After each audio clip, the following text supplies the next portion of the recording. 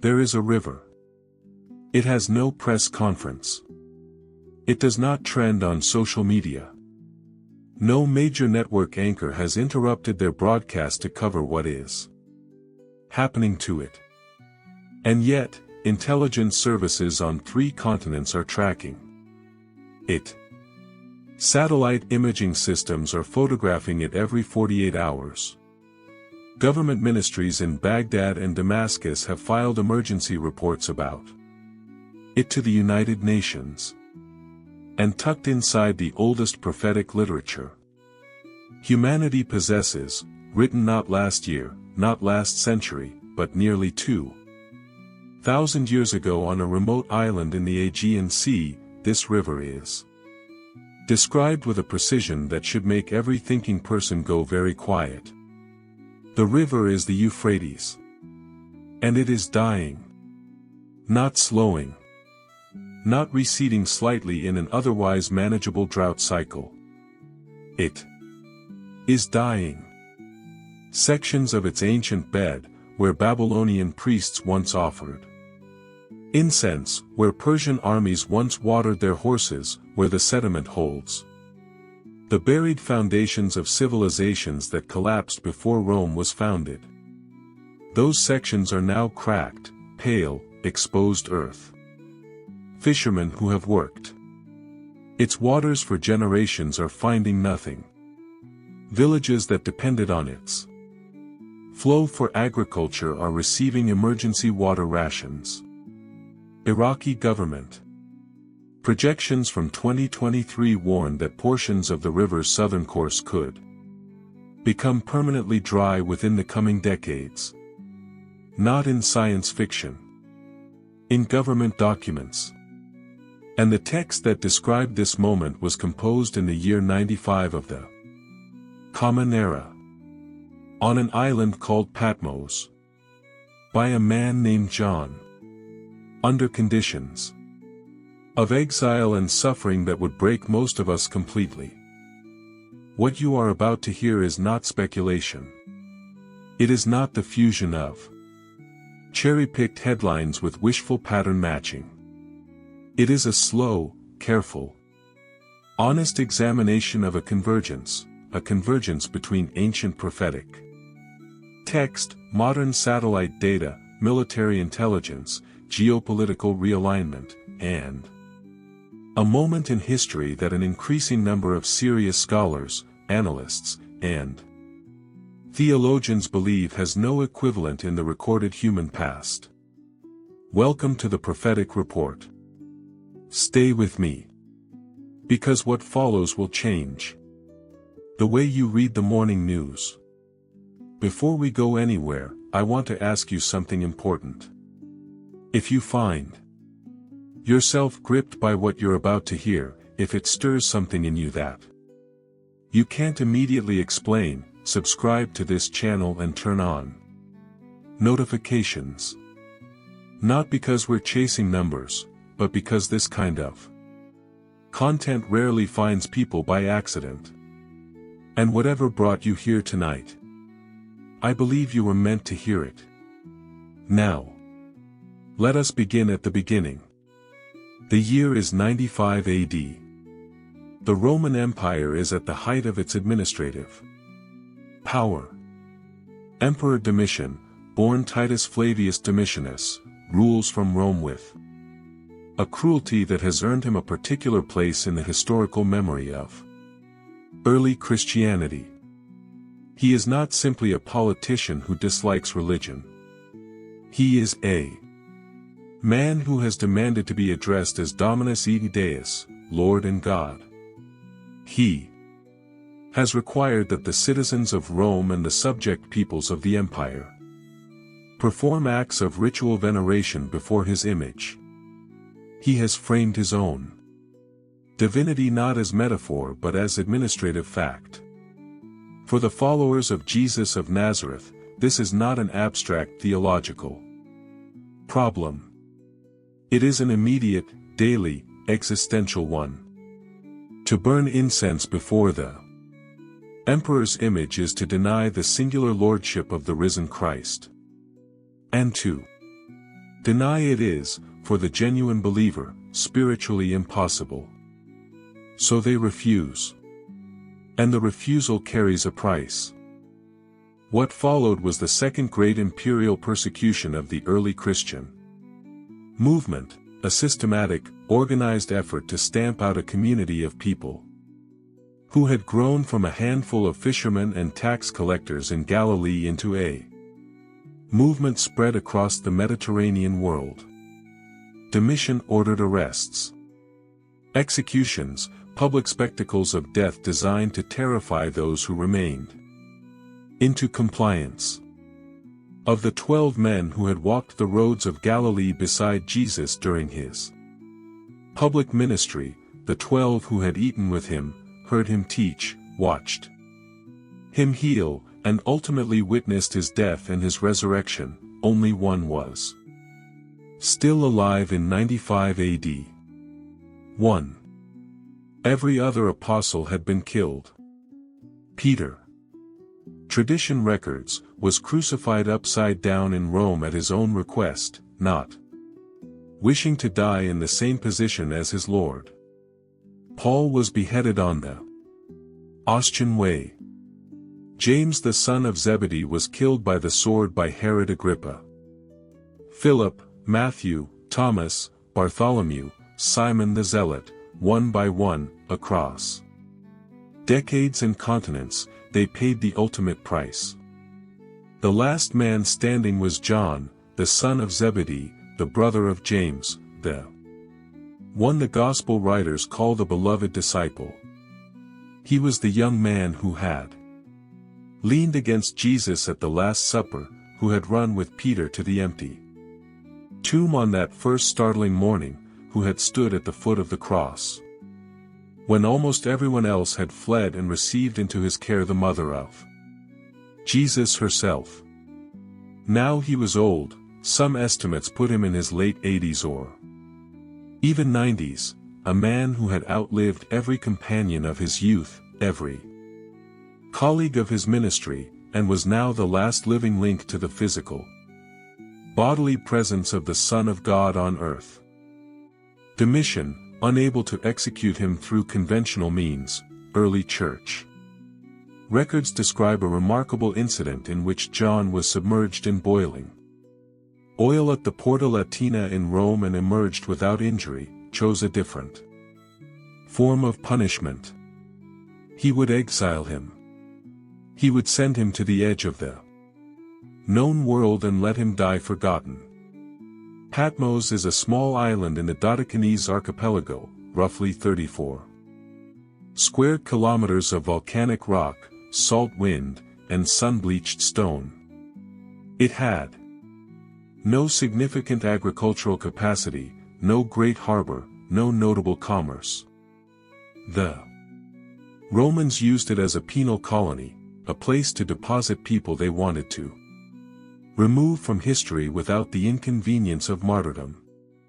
John was taken there, bound, likely, in the lower legs, set to work in the island's stone quarries, if early Christian tradition is accurate, left to grow old and die. Without audience, without pastoral community, without the church he had spent decades building. And it was there, in that specific place of desolation, in that specific condition of abandonment, that the living Christ appeared to him. The opening verses of the book we call Revelation describe the moment. John writes of being, in the Spirit on the Lord's day, a phrase suggesting a state of heightened spiritual receptivity, perhaps during worship or prayer, when he heard behind him something like the sound of a great trumpet.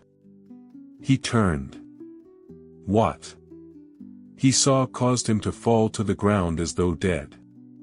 He describes a figure of overwhelming majesty, hair white as bleached wool or snow, eyes burning like flames, feet polished like gleaming bronze, a voice like the sound of many rushing waters, a face of such radiance it resembled the sun at the apex of its intensity. And from this figure, this unmistakably, terrifyingly divine figure, came a right hand that reached down and touched the collapsed old man, and a voice that said, "Do not be afraid. I am the first and the last. I am the living one. I was dead, and behold, I am alive forever and ever." It is one of the most arresting scenes in all of ancient literature. The last surviving apostle of Jesus, alone on a prison island, encounters the risen and glorified Christ in a vision of such intensity that his body cannot sustain the experience. And what follows that encounter, what Jesus then proceeds to show John over what appears to be a sustained visionary experience, is the book of Revelation. The Apocalypse. 22 chapters. The conclusion of the biblical canon. The final word of the text that billions of human beings across 2 millennia have regarded as the Word of God. Now I need to say something about this book that is both simple and, in our cultural moment, surprisingly necessary to say out loud. Revelation is not deliberately obscure. It is not a theological maze designed to frustrate ordinary readers. The very first word of the book in its original Greek tells you exactly what it is, apocalypsis. Which means, literally, an unveiling. A removal of the covering. A disclosure of what was previously hidden. The book begins with a promise, not a warning, but a promise, that those who read it and take seriously what it contains are blessed. The Greek word used is the same word used in the Beatitudes, Macarius. Happy, fortunate, honored by God. The implication is not that Revelation is a puzzle for religious scholars. It is that it is a gift for anyone willing to receive it with attention and humility. And what is the gift? A map. A sequence. A revelation, in the most precise sense, of how human history concludes, not as random catastrophe, not as the accidental unraveling of geopolitical systems, not as the outcome of climate forces or biological hazards or economic collapse without meaning, but as the deliberate, sovereignly directed fulfillment of purposes that were established before the foundations of the world. The architecture of the book is significant, and you need to understand it to grasp what we're about to examine. After the opening vision and the letters to 7 specific churches in what is now Western Turkey, John is caught up into a heavenly throne room and begins to witness a sequence of divine judgments released upon the earth in 3 distinct series: 7 seals, 7 trumpets, 7 bowls. Each series intensifies. Each builds upon and surpasses the one before it. Think of it like a crescendo in music, a composition that has been building from the first movement toward an inevitable, overwhelming climax. The 7 seals represent the beginning of the Great Tribulation, a period of historically unprecedented global suffering that the Gospels also describe in sobering terms: war, famine, plague, cosmic disruption, political collapse. The 7 trumpets escalate the intensity. Ecological catastrophe, astronomic events, demonic release, supernatural darkness. And then come the 7 bowls, described explicitly in Revelation 15 as the last plagues, because in them the wrath of God is brought to completion. 7 bowls. The final sequence. The point of no return. Bowl 1 brings grievous sores on those who have allied themselves with the coming system of global control. Bowl 2 transforms the seas into something like the blood of a dead man, every living marine creature destroyed. Bowl 3 does the same to the freshwater sources of the planet, rivers, springs. All of it turning to blood. Bowl 4 unleashes a scorching intensification of solar heat. Bowl 5 brings supernatural darkness upon the center of the Antichrist's power. And then, the sixth bowl. The one that has stopped researchers, scholars, military analysts, and ordinary believers in their tracks. In recent years, the one that reads, in the original Greek, with a geographical specificity so precise it could be used as a coordinate. Revelation 16, verse 12. The sixth angel poured out his bowl on the great river Euphrates, and its water was dried up, to prepare the way for the kings from the east. Read that slowly. Let each phrase land separately, because each one carries extraordinary weight. The great river Euphrates. Not a river. Not an unnamed waterway. The Euphrates. Named directly, described with the same adjective, great, that the Hebrew scriptures use every time they reference it, from Genesis 15 to Deuteronomy to Joshua. No other river in the biblical text is consistently called great. Not the Nile, which is longer. Not the Jordan, which is more sacred to Jewish national identity. Not the Tigris, which runs parallel. Only the Euphrates receives this designation, because it is, in the prophetic geography of Scripture, the defining eastern border of the ancient world. The boundary of the promise given to Abraham. The eastern limit of the Roman Empire. The dividing line between the Western world and the Deep East. Its water was dried up. Not diminished. Not reduced. Dried.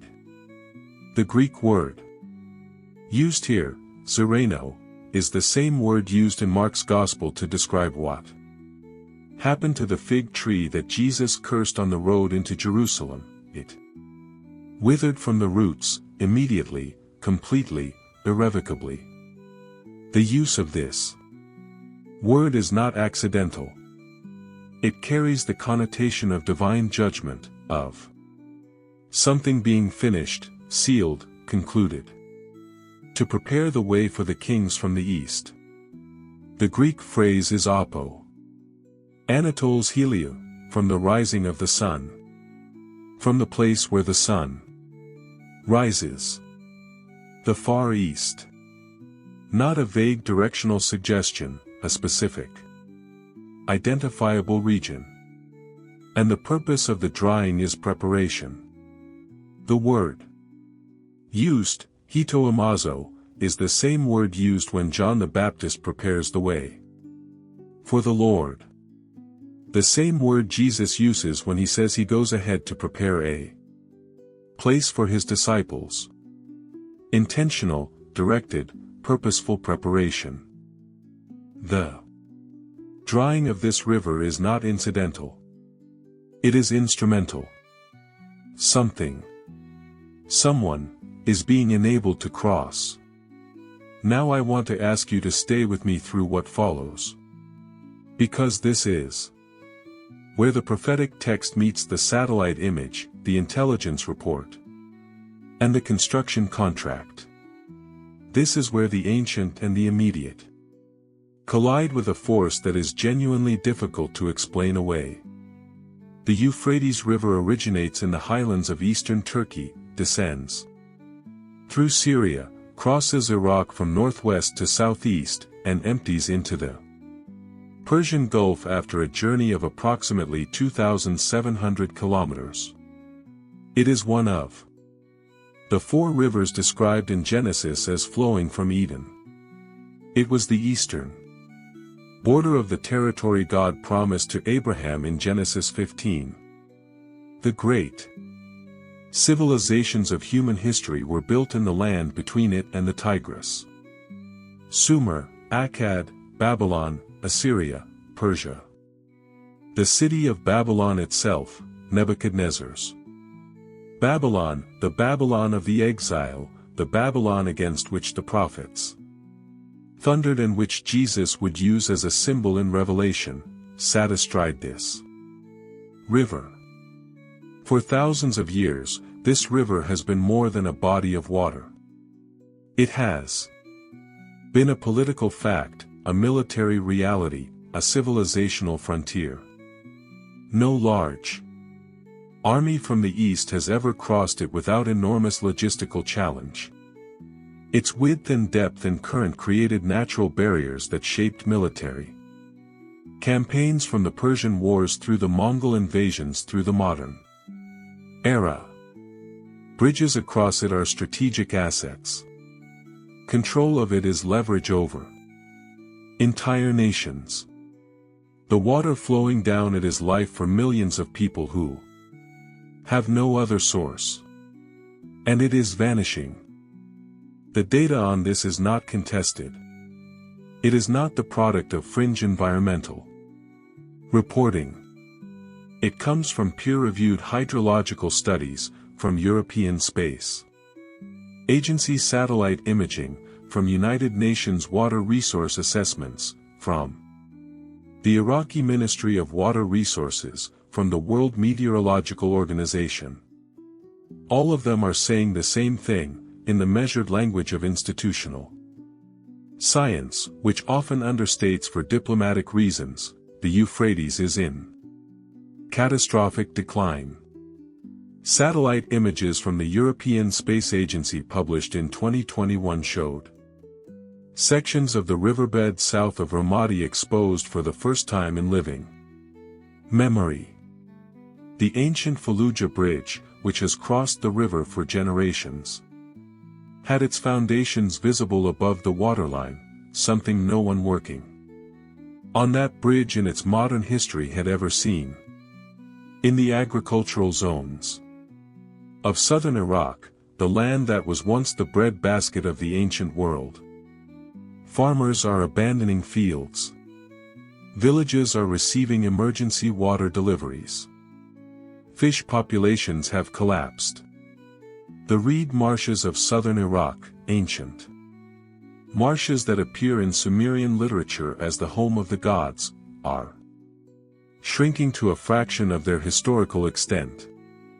In 2022, as the river reached historic lows in northern Syria and Iraq, something happened that made global news briefly before disappearing into the relentless churn of the media cycle. Ancient cities began to emerge from the riverbed.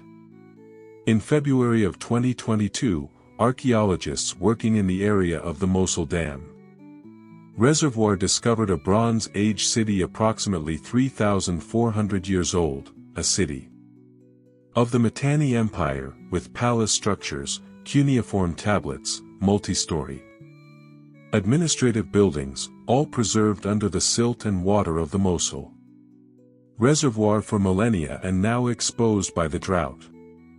Roman fortresses, Byzantine mosaics, Assyrian foundations. It was as if the earth was opening its archives. As if the river, in its dying, was returning the records of every civilization that had ever risen on its banks and then disappeared. The causes cited by hydrologists are multiple and documented. Prolonged drought.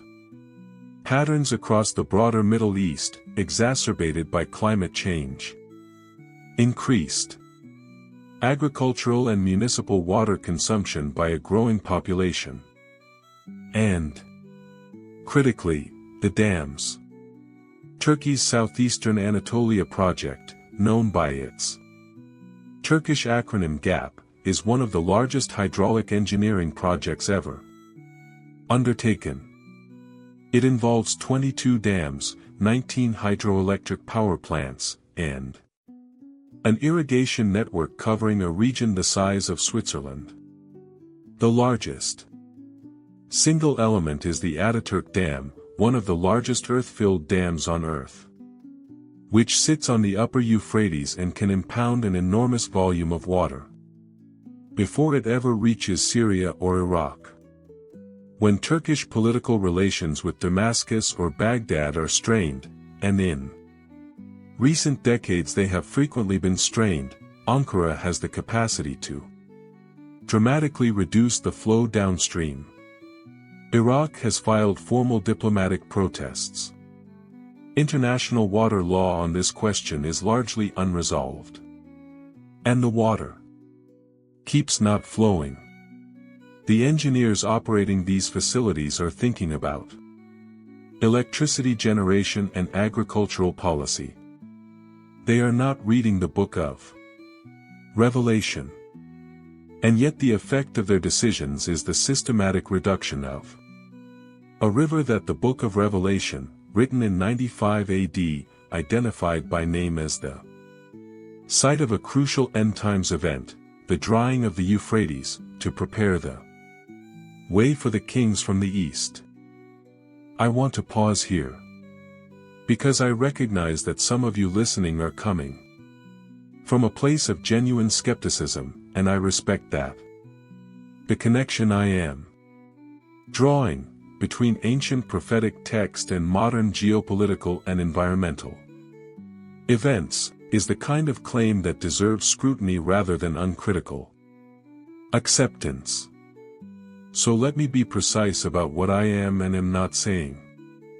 I am not saying that the sixth bowl of Revelation is literally being poured out right now in a direct supernatural sense that we can observe and confirm. The theological framework of Revelation places the bold judgments within the period scholars call the Great Tribulation, a period most serious interpreters understand as still future, at least in its full intensity. I am not claiming to know the exact day or year or configuration of events that constitutes the fulfillment of this prophecy. What I am saying is this: for the first time in recorded human history, the conditions described in Revelation 16 verse 12 are visibly forming in the real, physical, documentable world. The Euphrates is declining at an unprecedented rate. The nations of the Far East are building infrastructure toward the Middle East at an unprecedented pace. The alliances described in broader end times prophetic literature are forming, again, at an unprecedented pace. And the convergence of these developments in the same historical moment demands, at minimum, serious attention. Because the verse does not merely describe a drying river.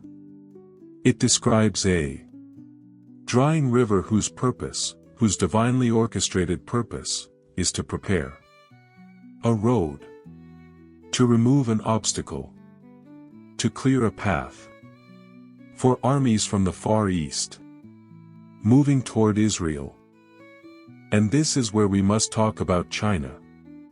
If you are listening to this from the perspective of casual geopolitical awareness, you know that China has risen dramatically over the past 3 decades as a global power. You know it is an economic and manufacturing giant. You may know something about its military modernization, its territorial disputes in the South China Sea, its complex relationship with Taiwan.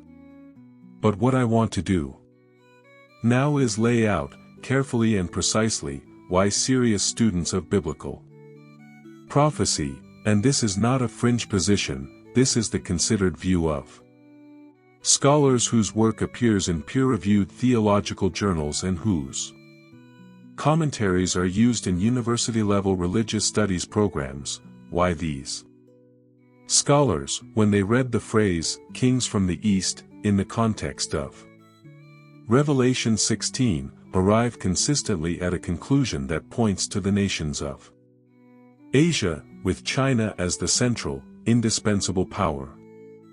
First, the geography of the original text and its horizon. John is writing from Patmos, an island in the Aegean Sea. He is a first-century Jew, formed by the prophetic tradition of Israel, writing within a framework that places Jerusalem at the geographical and theological center of history. For a person standing on Patmos and looking east, the rising of the sun encompasses everything from Western Anatolia through Mesopotamia, through Persia, through Central Asia, all the way to the legendary Far Eastern kingdoms that the Roman world knew existed. But only barely. The Romans called the distant lands of East Asia, Serica, or Sine, the land of silk, the land of the Chinese. They knew it existed.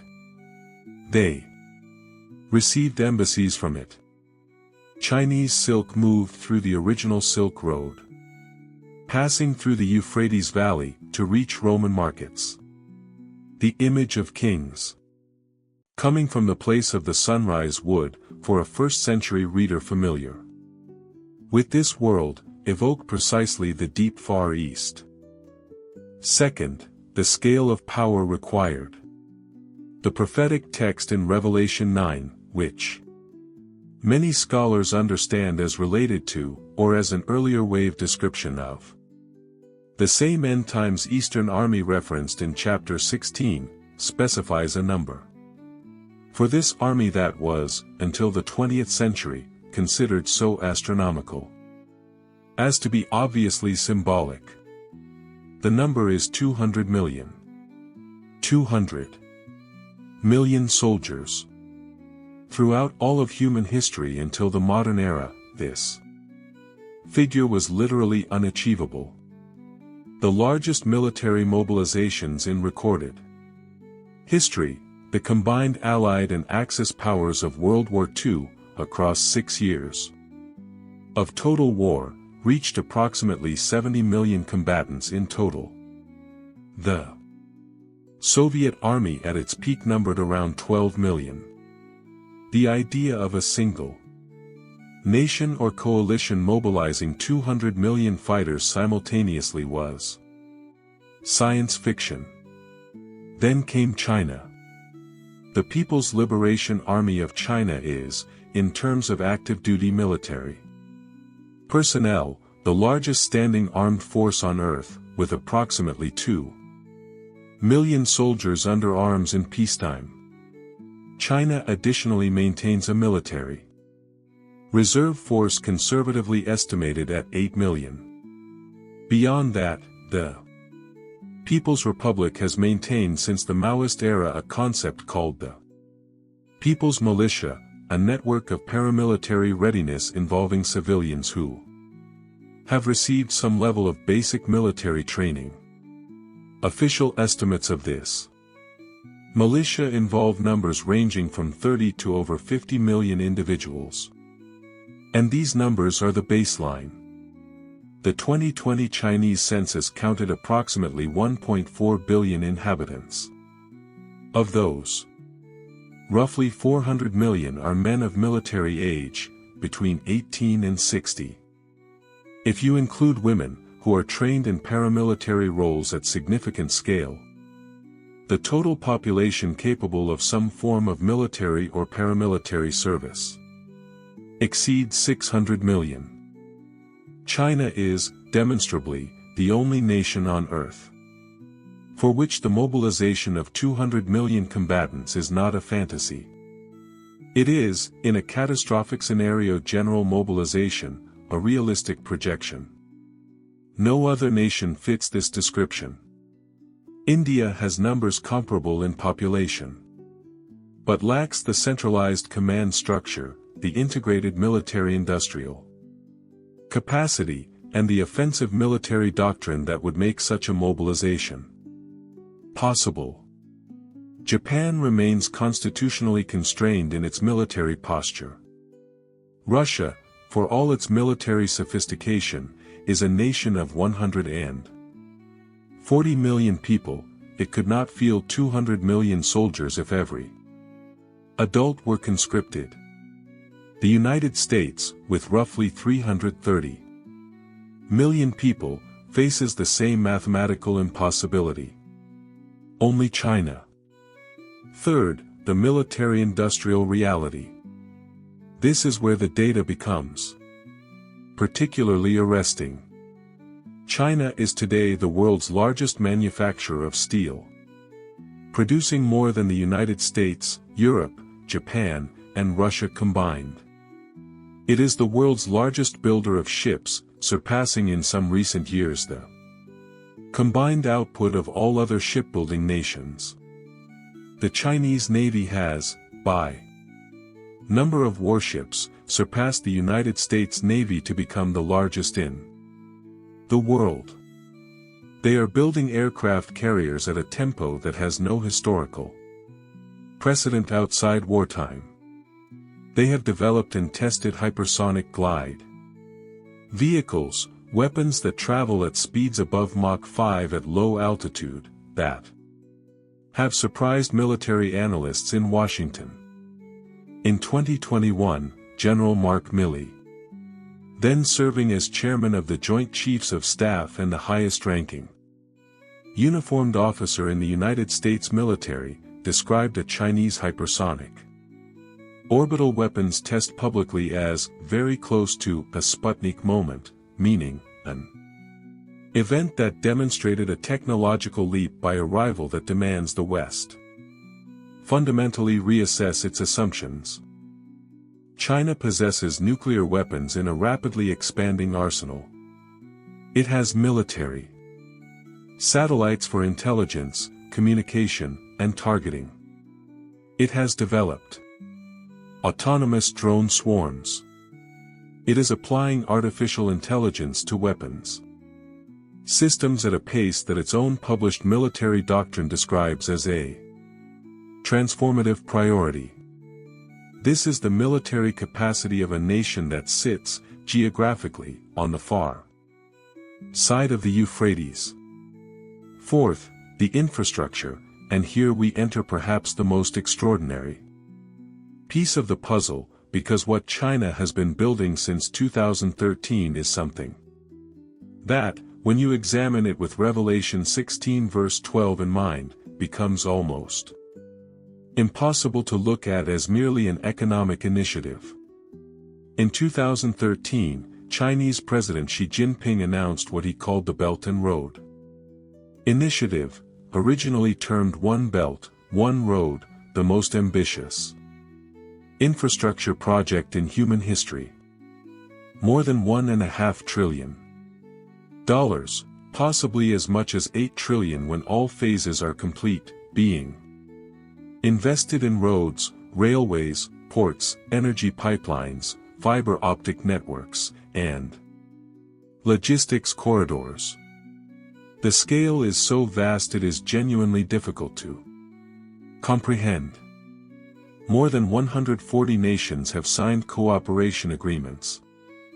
The project involves the construction of high-speed rail lines across Central Asia, new ports on the Indian Ocean and the Arabian Sea, oil and gas pipelines crossing mountains, deserts, and river systems, a network of logistics hubs positioned at strategic intervals across the Asian landmass.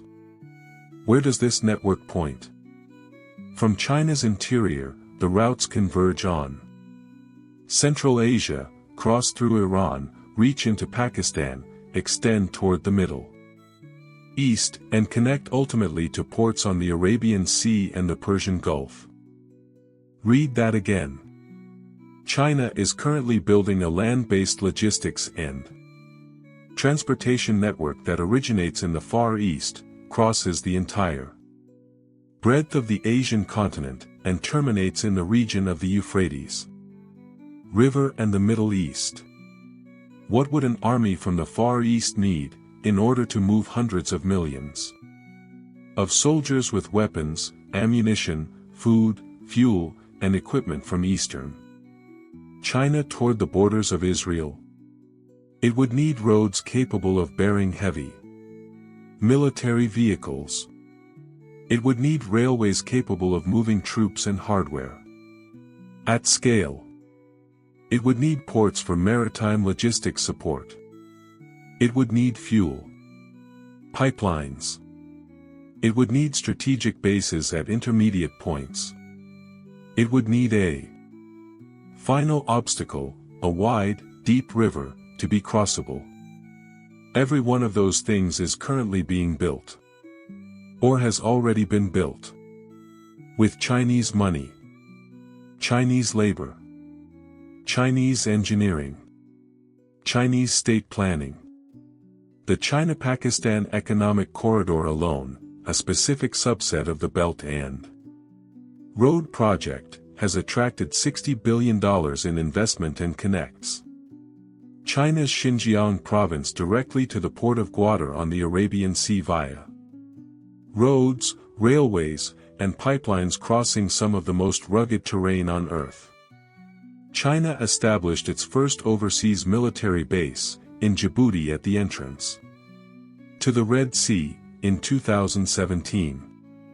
It has expanded its military and economic presence at the Iranian port of Bandar Abbas. It has signed infrastructure investment contracts with both the Iraqi and Syrian governments. And in March of 2021, the governments of China and Iran formalized a comprehensive strategic cooperation agreement, a 25-year partnership worth $400 billion in Chinese investment, in exchange for Iranian oil at preferential prices and expanding military cooperation. Iran. Ancient Persia. The nation that shares a border with Iraq, sits adjacent to the Euphrates watershed, finances Hezbollah in Lebanon, arms proxy forces across the region, and through its leadership has made the elimination of the State of Israel a stated geopolitical objective. This is not incidental. This is structural. I want to take a moment here on this channel, the Prophetic Report, to say something directly. I am not asking you to adopt a particular political view.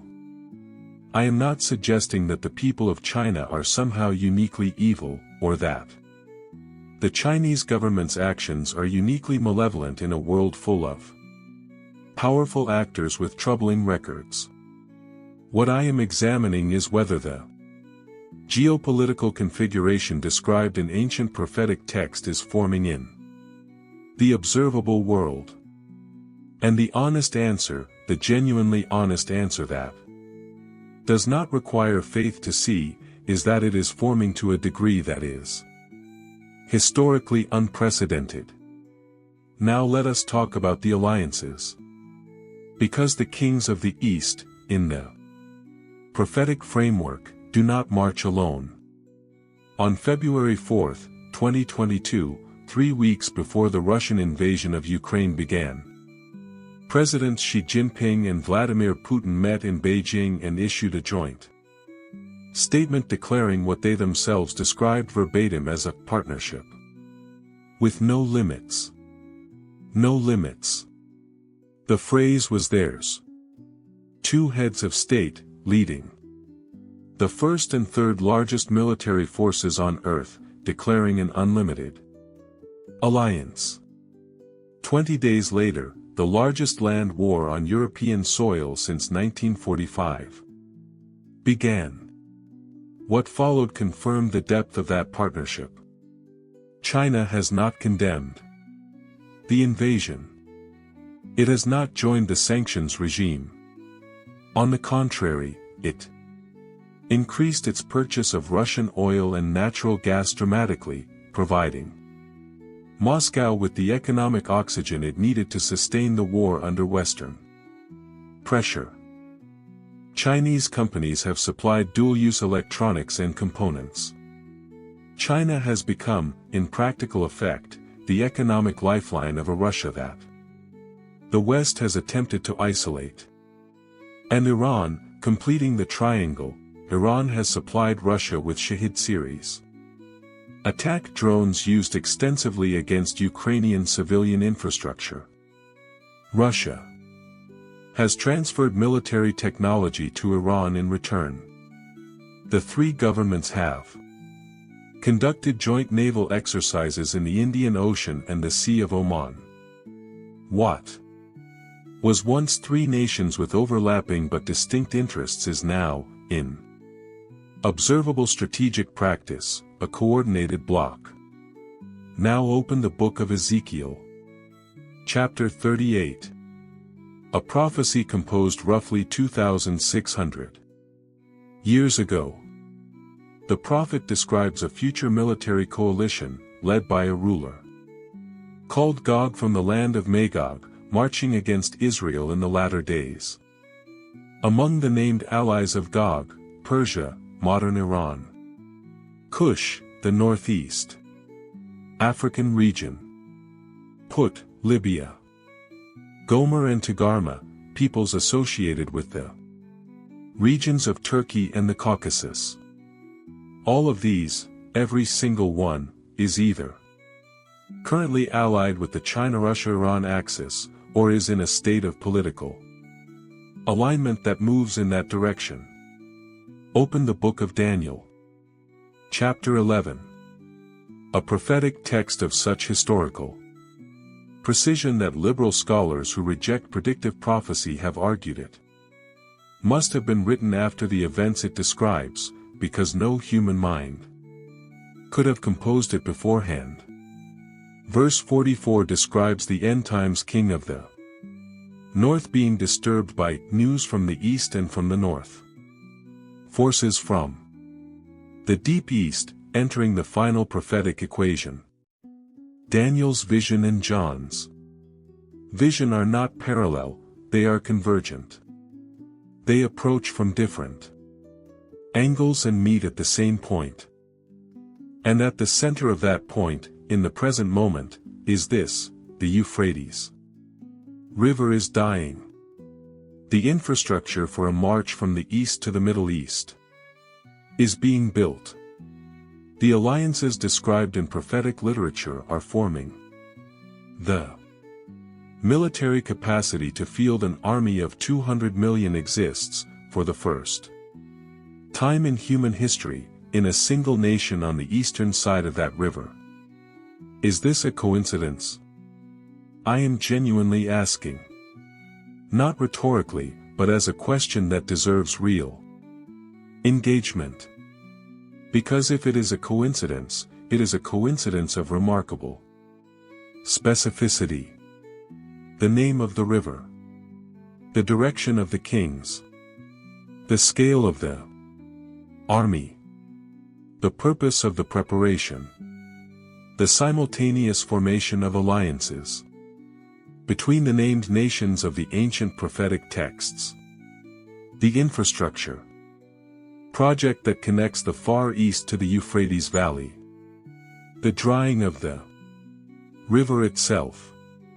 Each of these could, in isolation, be dismissed. But they are not occurring in isolation. They are occurring simultaneously, in the same historical window, in the first generation to have satellite surveillance of the Euphrates Basin, the first generation to have real-time visibility into global military logistics, the first generation in which a single nation can credibly field an army of 200 million. This generation. This decade.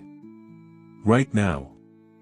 And here is the question that the prophetic framework demands we ask, not just about nations and rivers and armies, but about ourselves individually. What does it mean to know that this is happening? What do you do with this information? Because prophecy, the biblical understanding of prophecy, is never simply predictive journalism. It is never simply the disclosure of future events for the sake of satisfying curiosity or generating impressive talking points.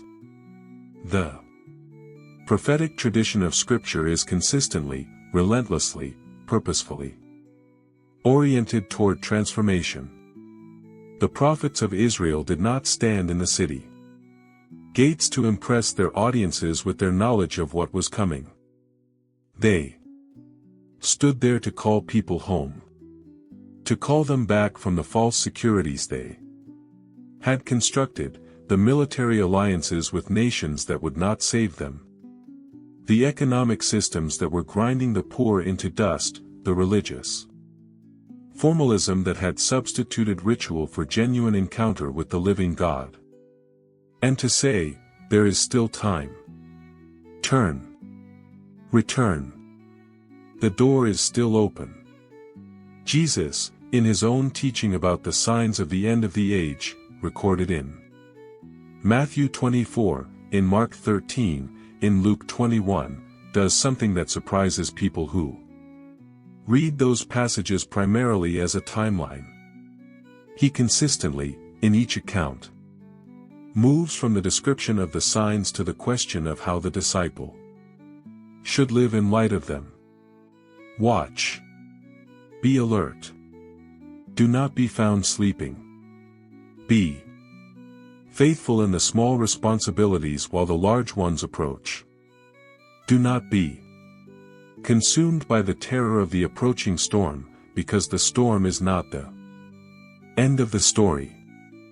The storm is the prelude, the sign before the sign. In Luke 21 verse 28, speaking of precisely the kind of global upheaval and distress we have been examining, Jesus says, when these things begin to take place, stand up and lift up your heads, because your redemption is drawing near. Not, when these things begin to take place, panic. Not, when these things begin, despair or hoard supplies or build bunkers or spiral into fear. Stand up. Lift your heads. Because what is coming, for those who are His, is not destruction. It is completion. It is the arrival of the thing that every generation of believers has prayed for since the first disciples looked up at the clouds into which their Lord had ascended and heard from the angels, this same Jesus, who has been taken from you into heaven, will come back in the same way. He is coming back. And the signs of His coming are not meant to terrify His people. They are meant to awaken them, to sharpen their attention, to recalibrate their priorities, to send them back to the things that actually matter, the relationships that need repair, the conversations that need to happen, the reconciliations that have been postponed, the people in their immediate world who have never genuinely heard that there is a God who loves them and a Son who died for them and a Spirit who is even now moving in the world to draw them home. I want to say something about the prophetic tradition and its relationship to fear, because I think this needs to be said clearly. There is a version of end times teaching that is fundamentally oriented around anxiety. It traffics in urgency, in catastrophism, in the cultivation of a particular kind of spiritual dread that is supposed to produce action but often produces paralysis. People who have been formed by this version of prophetic teaching sometimes spend their lives in a permanent state of low-grade apocalyptic panic, unable to make long-term plans, unable to invest in relationships or communities or institutions, because they are always 3 news cycles away from Armageddon. That is not the posture the New Testament calls believers to. It is not what Jesus modeled. It is not what Paul taught. It is not what John himself, after receiving the vision of Revelation, after seeing bowls of divine wrath and armies of 200 million in cosmic signs and the final battle, does with what he has seen.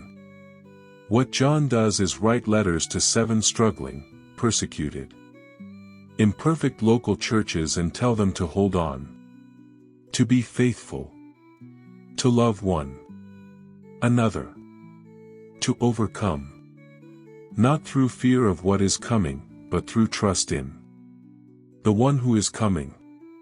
The practical implications of living in prophetic times are profoundly ordinary. They are not survival compounds and stockpiled provisions, though prudence has its place.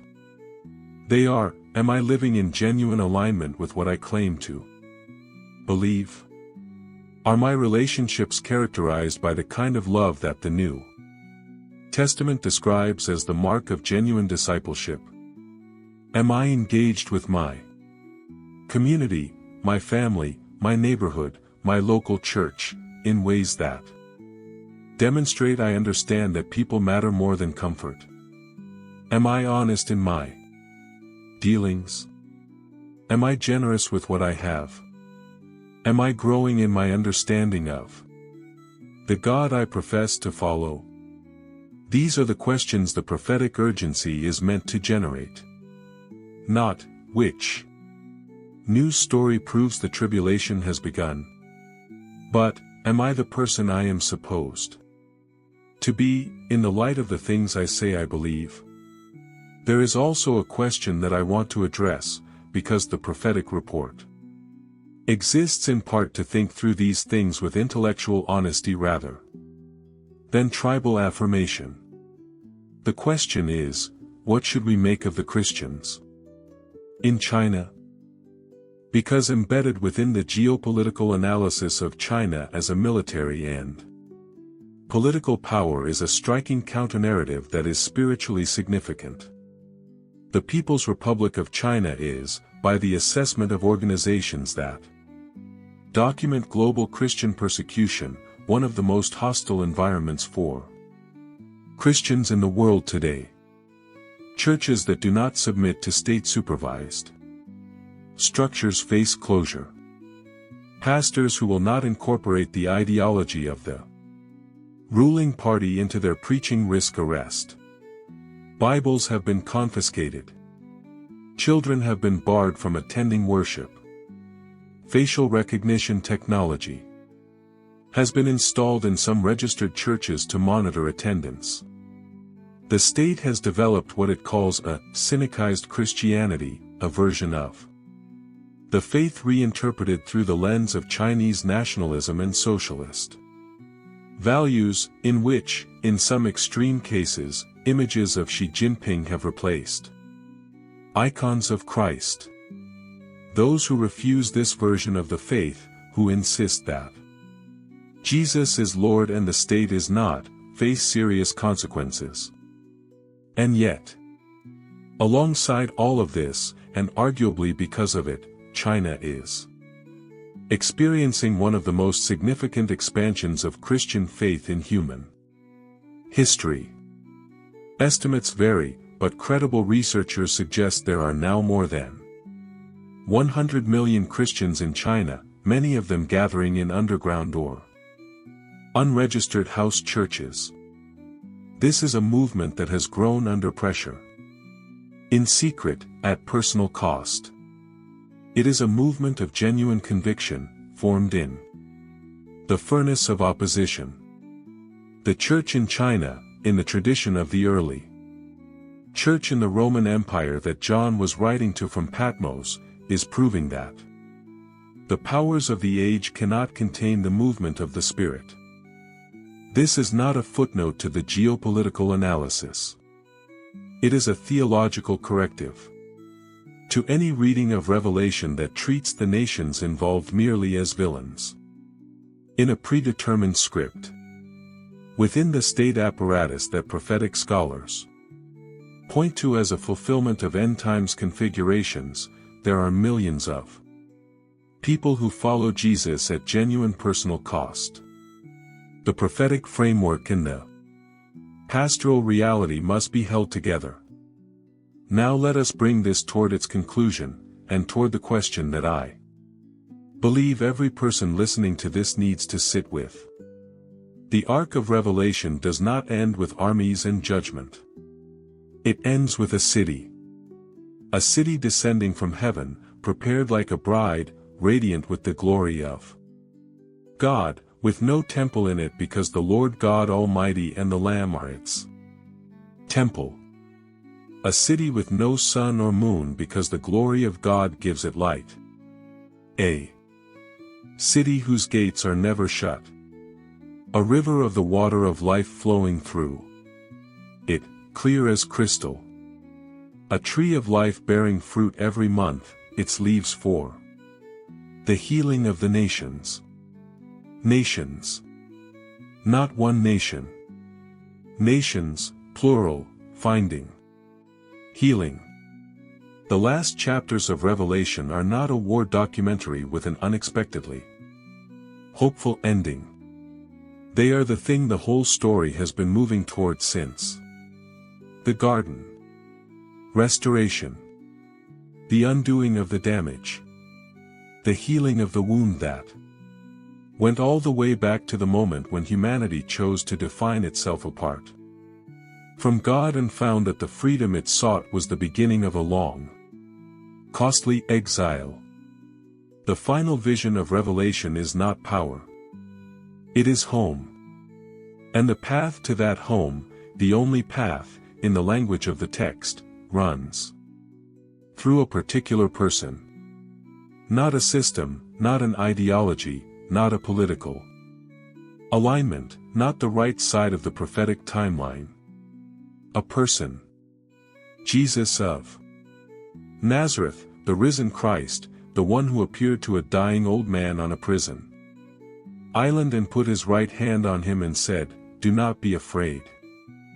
If you have listened this far and you find yourself moved, not by fear, but by something that feels more like recognition, like a door opening onto a room you have always somehow known was there, I want to speak to that directly. The invitation of the Christian gospel has never been primarily about escaping judgment, though that is genuinely part of it. It has always been, at its core, an invitation into relationship. Into a life defined not by anxiety about what is coming but by confidence in who is coming, and the certainty that your life, in all its ordinariness and struggle and beauty and failure, is known and wanted.